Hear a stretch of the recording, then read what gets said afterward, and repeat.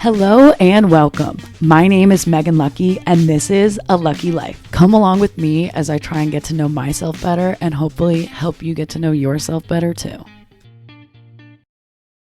Spooky season continues this episode. Last episode, we talked about my weaknesses, and it was Friday the 13th. Very fitting for such a scary topic. This week, we're going to continue those vibes, and instead of weaknesses, we're going to talk about more specifically fears. And yes, they totally go hand in hand. There's a lot of overlap there. But different method. Last week we used The Monk Who Sold His Ferrari. This week we're going to use the book I'm reading, which is The Power of Bad. Hello, Millie. My dog wants to join us. She's an attention whore just like me, and she wants attention right now. So if you're going to be here, you need to be quiet, all right? Anyways, this book, she's punching me now. This book is really great. It's all about, you guys gotta see, look how cute. Oh my gosh. It's all about the negativity bias and how it rules us in our everyday lives, how it ruins our relationships, how we let the fears of the government and the politics and just the news in general overwhelm our daily lives and control us in a negative way. So it teaches you a lot of tools you can use to train your brain, because your brain is automatically trained to search for bad and search for the negative.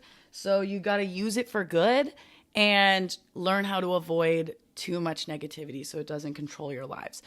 But this particular segment that has inspired this episode is all about fear and using cognitive behavioral therapy, which is super effective in training your brain to overcome fears that are in your head a lot of the time, irrational fears and insecurities and a lot of the things that we talk about in this episode or in this podcast. So we'll get into that in just a little bit. But of course, we're going to start with a tarot card. And I'm excited because, like I said last week, I am feeling like I'm near a shift. I feel like I'm about to enter a new chapter of life. So I'm excited and nervous, and I want to see what the universe message for me is. Okay, a little spillage there. These are slippery cards. So let's see. Oh, that one jumped out. The Page of Swords. Let's see. Interesting. Swords are usually about actions, and the page is a young warrior. All right, let's see. You have been working hard and your previous actions will lead to success, but you still need to be prepared and flexible to deal with the challenges ahead. Okay. Focus on your heart chakra to keep centered. You are wiser now, having learned from your own mistakes. Work with your kunzite crystal to remove obstacles from your path, and you'll find any problems quickly disappear. Take any opportunity for learning or teaching because facts and information may become important. A young man could enter your life. I have a young man, thank you. Okay. The bold letters say you have been working hard and your previous actions will lead to success, but you will still need to be prepared and flexible to deal with the challenges ahead. I mean, that's fair and I think exciting and nerve-wracking at the same time. I feel like that means I'm on the right path. And of course, there's always going to be continued challenges and obstacles to overcome. So it's always important not to be too presumptuous and attached to outcomes and results, because you need to be able to change. We've talked about that a lot, like especially with the farming metaphor that I used a while back. Like you need to have a vision and have goals, but you never know what life and the ecosystem and the weather is going to bring that will change how you get to that goal. And also, I'm still figuring out what these goals are. So it's important to be aware of, needing to be flexible and watching challenges come and not letting them completely stop me, and knowing that I'm on the right path and following that intuition that is guiding me the right way. So I'm really excited. I have a lot of ideas that are starting to really come into fruition. And I have talked about them a little bit with you guys, but not as much as I could have. And I think it's probably because I am biting off more than I can chew, as usual. And I'm nervous that, you know, as soon, and again, like we're talking about fears this episode, and fear of failure, fear of rejection, and insecurity. So let's get into it, shall we? Let's talk about the power of bad and overcoming fear.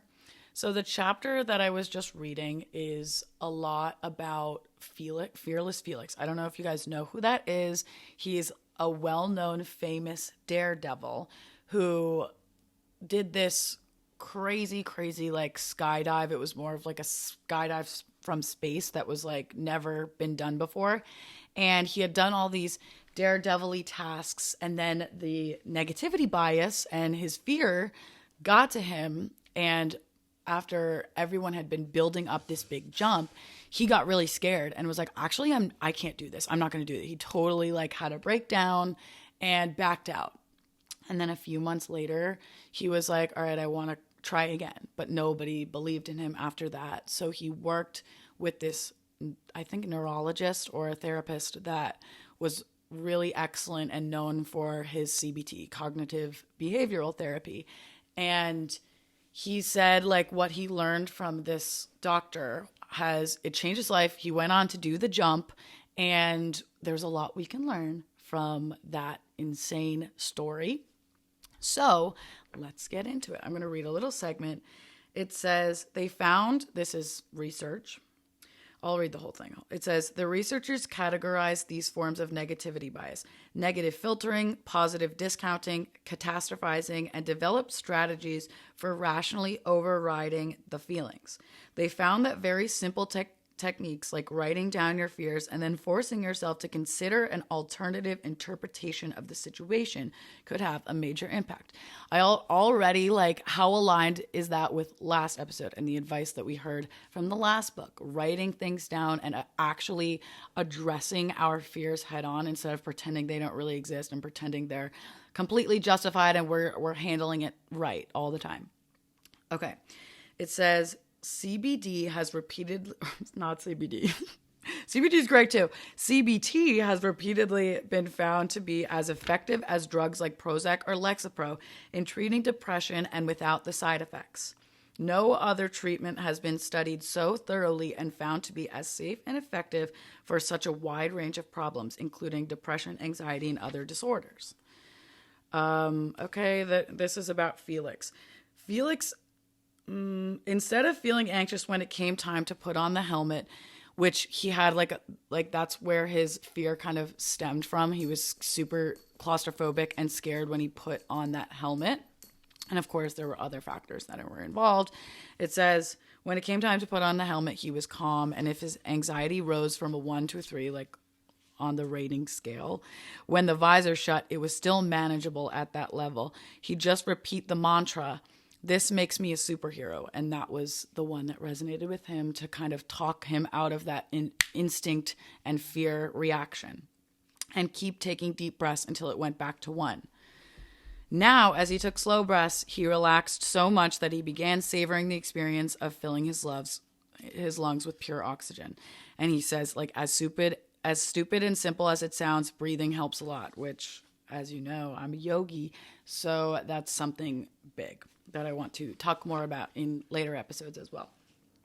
Whatever your demon, spiders, heights, public speaking, or any of the anxiety disorders that affect more than a quarter of the population, you can follow the same strategies that Gervais used with Felix. And then it details the 5 main steps and a little bit about them and how it applies to Felix and how you can apply it to your fears. So let's go through the 5 main steps. Number 1 is talk about it. Like we've been saying, addressing it and not pretending it's not there. If you pretend it's not there and if you pretend you're fine, and then you're never going to improve and you're never going to grow. So talking about it. It also says research shows talking about a fear helps you overcome it, and talking about the progress you're making helps you make further progress. And sometimes I guess like this is a disputing a counter argument. It says people are much more likely to recall good events in their past if they shared the news at the time with someone else. So you'd think, oh, well, you wouldn't want to recall negative things, and if it sticks longer if you recall it and you talk about it. However, it says, but telling someone about a bad event in your life doesn't make you more likely to remember it later. So it does actually help to talk about your fears and expose yourself to them, as opposed to making it worse. So that's step one, talking about it. Step two is make the runaway train, which is essentially plot the waypoints in your mind or on paper. Like it says, say if you're a claustrophobe who panics in an elevator, the anxiety probably started increasing before the doors closed. Perhaps it was when you started thinking about going into the building, and then it accelerated further when you went in the front entrance, and then again when you walked down the corridor, and then when you saw the elevator. So that is basically like noticing and pointing out where your triggers are so that you can be aware when the situation comes up again, or a similar situation comes up again, like, okay, this is a trigger for me. I know what I'm about to experience, and I know that it's coming from a place within me that is not rational. So I can talk myself out of it. So we'll get into my examples in a minute. The third step is throttle the train, which goes hand in hand with the last step. It says, once you've identified the waypoints on the route to panic, don't proceed beyond any one of them unless you're calm. If you feel the fight or flight reaction starting, use the remaining techniques that Felix learned. So this is something that I learned a lot about in my life coaching training. There's so much science and research done that shows evidence that this works, like stopping yourself and like training your brain to go through these scenarios ahead of time or even in the moment, and before proceeding to the next step, catching yourself and doing it repeatedly enough that soon you won't have to worry about that fear ever again. And in life coaching, it talks about these fears started over one small negative event a long time ago. And just like you learned how to ride a bike, just like you learned how to put your pants on in the morning, you learned that fear once so quick, and it has stuck with you just like all those other things. So you can unlearn something the same way and relearn something new to replace that fear the same way that you learned how to put your pants on.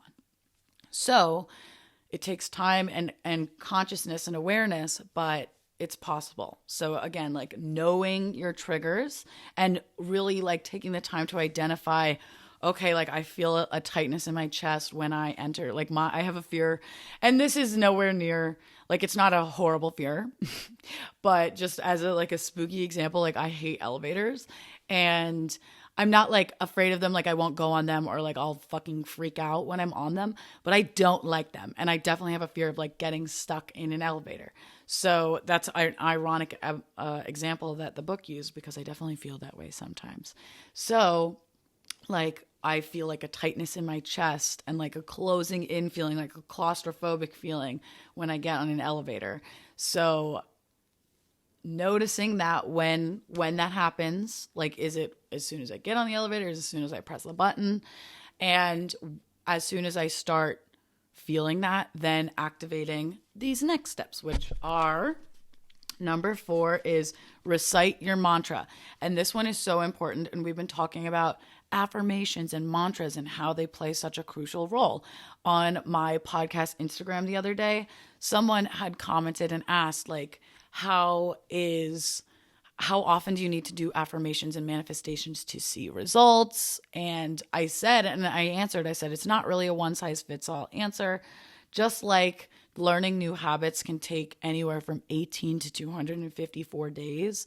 You don't know how long it's going to take, but if there's something that you really want to affirm, like there's a deeply rooted fear within you that you want to work on and fix, choose a mantra that's aligned with with making you feel better about that fear and reminding you that it's coming from an irrational place and a learned place of fear versus truth and reality. So the book says, recite your mantra, prepare yourself with coping statements, simple sentences that can be repeated in your mind to overwhelm the irrational negative thoughts. Some therapists advise writing them down on cards that you carry with you. The statements should be short and realistic. If you're afraid of public speaking, don't promise yourself that you'll calmly deliver a flawless address. Instead, try something like, people will accept it if I'm nervous and stumble occasionally. The lines sound silly at first, but they're true and eventually they work. If you're panicking in an unexpected situation, you can fall back on another line that Gervais taught Felix. You don't panic to death. Whatever is happening, you can always repeat to yourself, this too shall pass. The mere act of repeating words is calming, as monks have known, which is literally what I was talking about for the last few weeks. So it's just a sign that we are aligned and we are on the right path to learning these tools for our toolbox.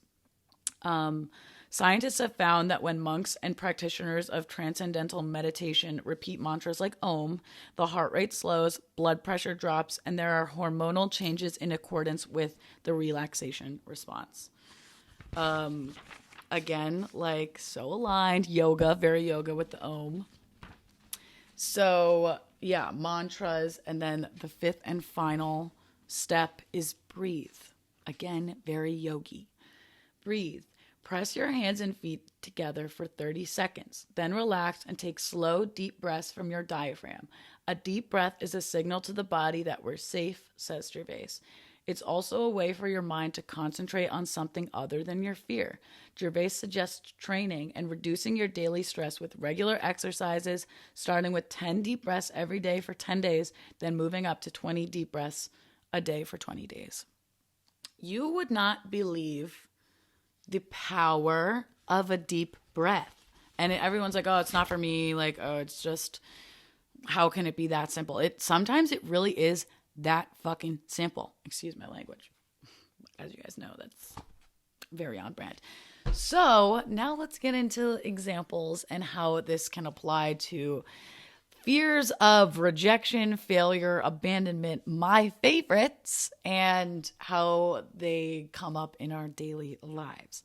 Even fear of criticism. Like, that's such a big one. Not being able to take criticism is such a problem in our daily life. Like, why does it bother us so much when someone makes a suggestion to us about how we can be better? Why do we get so defensive instead of just using it to learn and take accountability?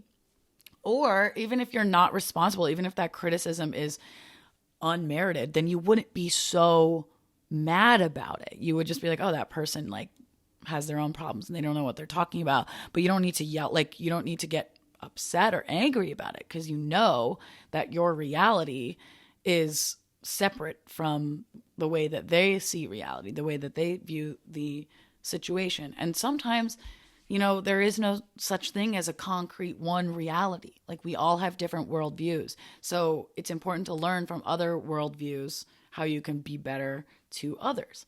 I don't know if I'm talking too much. So let's get back to my fears and walk through the steps. So the first step was talk about it. So fun. Let's see, like the two main ones that I wanted to talk about were like abandonment / rejection and failure. So, and like rejection / being seen, like my fear of being seen. So let's see, like, what's an example for that? I think, as you know, I've been talking a lot about like rebranding and being more fully myself on social media and not just showing the parts that I feel the most externally accepted for. So yeah, that's a good one. Let's go with that as the example. I definitely fear being rejected, like by all the people that have supported me thus far, because I'm breaking out and I feel like in a way a lot of them are entitled to seeing a certain part of me, and they get mad when I show a different side of me, or they tell me like that's not why they're here. So I think I need to be okay, even more so okay, with not like caring and not knowing that I got to block out the noise. They're not in the arena. And trusting that I'm on my path and that this is what I'm supposed to do, even if it's scary. And even if people reject me, I need to know that I am enough as I am.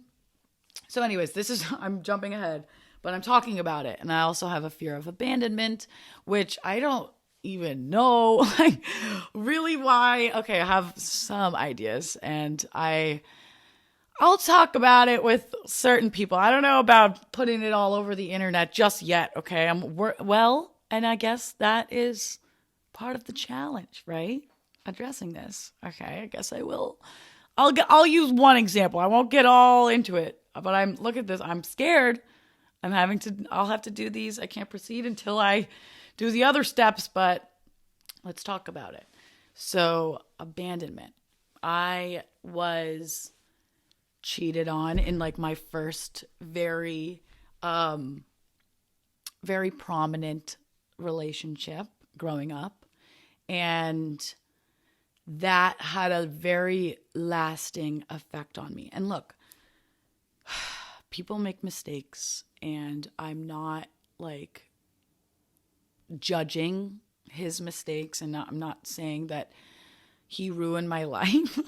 And now I'm talking too much again. But what I will say is the way that I interpreted it, now I have to work through it. So I interpreted the cheating multiple times to mean that I'm not good enough to be loved the way that I want to be loved. And so, yeah, that's talking about it enough, right? So now it comes up in situations with my current boyfriend who didn't do the things that my ex-boyfriend did. So I don't want it to, and I've come a long way, but there are still moments where that fear creeps in and it's not necessarily rational. And I need to remind myself of these mantras that help bring me back to a state of calm and a different reality that I'm choosing versus the reality that my subconscious has created in order to protect me. So, moving on from talking about it. Number 2, map the runaway train, plot the waypoints or the spikes and the triggers. So like when my ex, and I'm sorry like that I'm airing this out, but no names, when my ex cheated on me, it would be like when he went out, he would stop texting me.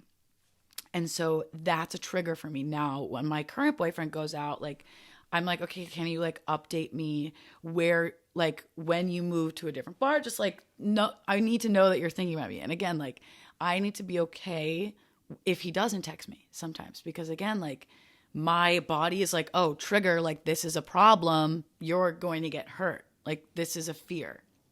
So it's trying to protect me. And I feel anxiety. I feel stress in my chest a lot of the time. I feel like very panicky a lot of the time. Again, like this is not nearly as bad as it used to be. Like it used to be so much worse, especially like with my ex when we would try to work through the cheating, because it happened, like I said, multiple times. So like I had forgiven him, and like then I had this debilitating fear, honestly. So map the runaway train. These moments happen when he goes out. And when I feel like it's been a long time and I haven't gotten a text back, that's when I start to freak out. So instead of being like, where are you? And like texting him, which again, I'm not too bad at that, but it's more like what I have to deal with. So that's a trigger. And now when I get that trigger, throttle train. So pause before moving forward. So instead of like freaking out and texting him or calling him, or instead of like freaking out and in my own head and thinking of all these crazy scenarios that could be happening, I need to pause and go to my mantras and repeat those mantras and then breathe. So I actually asked ChatGPT some mantras that I could use for the fear of abandonment. So let me read you. They were really good. So I'm going to read them to you and tell you what they say. Okay. So the fear of rejection or abandonment. I'll read both of them. Okay. So it says, the first one is, I am secure in myself. Remind yourself that your sense of self-worth and security should not be solely dependent on others. You are complete and whole on your own, and your value is not determined by whether someone stays or leaves. Oh, or someone cheats on you. It's the same thing. Number 2, I attract healthy and loving relationships. Focus on manifesting positive, nurturing relationships in your life. Believe that you deserve healthy, supportive connections, and that those who truly care about you will be a part of your life. Again, and like a lot of it comes back to trust and like releasing the outcome, releasing the control. Like, even if he cheats on me, like, I will be okay. And like really reminding yourself that like, no matter what happens, like, thank you for protecting me. Thank you, subconscious, for protecting me. But like, let's choose a better reaction. Let's move forward so that we can be better. Okay. Number 3, I am resilient and can handle life's changes. Acknowledge your strength and adaptability in the face of life's ups and downs. You have the inner resources to cope with changes and uncertainties, including the possibility of someone leaving or cheating. I choose to trust and communicate openly. Encourage yourself to build trust in your relationships through open and honest communication. By expressing your feelings and concerns, you can create a more secure and connected bond with others. That's great. I release my fear and embrace the present moment. Let go of worries about the future and the fear of abandonment by focusing on the present. Mindfulness and being fully engaged in the current moment can help reduce anxiety about what might happen in the future. How good are those? So again, those mantras are let's start from the beginning. I am secure in myself. I attract healthy and loving relationships. I am resilient and can handle life's changes. I choose to trust and communicate openly, and I release my fear and embrace the present moment. Choose the one that resonates the most with you. And again, this is just my fear, but like, use ChatGPT or Google to come up with a mantra for you and find one that resonates with you if you can't think of one on your own. And like, how good is that? And repeat it in that moment. As soon as I start to feel like, okay, I'm getting scared, I'm getting worried, I'm going to use that mantra, and it's going to bring peace to me. Like, when I do this, you guys, it helps tremendously. It's not a cure-all because it takes repetition, but it definitely helps. And then finally, breathe. Do Google or use a YouTube video. I will post some myself of just like breathing techniques that you can use, but really just deep breaths, like filling up your belly with air and maybe pausing at the top of the inhale and then exhaling and like releasing, like really shaking out, like releasing that anxiety and releasing the fear. So maybe that breath work can go hand in hand, like inhale the thought. And like, again, this kind of mind trick will actually help you incorporate it and stick to it. So inhale the thought of I am secure in myself. Like, inhale, we want that thought, and then release your fear and embrace the present moment. I release this fear because I am rooted, and I know that that is my subconscious trying to protect me, but it's not serving me in the way that it means to. So anyways, great scary stuff that we talked about today. I hope I don't regret this, but I don't. I feel good about sharing this with you and talking about it, because that's the first step, right? And I am being vulnerable so that you guys can also benefit from this. So I hope you do. And I can't wait. We'll continue Spooky Vibes next week. But next week, we'll be talking about ADD and ADHD with my friend who's an ADHD coach. And I'm really excited. It's going to be our first Zoom interview. So I hope it goes well. I'm a little nervous, but I'm looking forward, and I hope you guys enjoy it. So see you next week.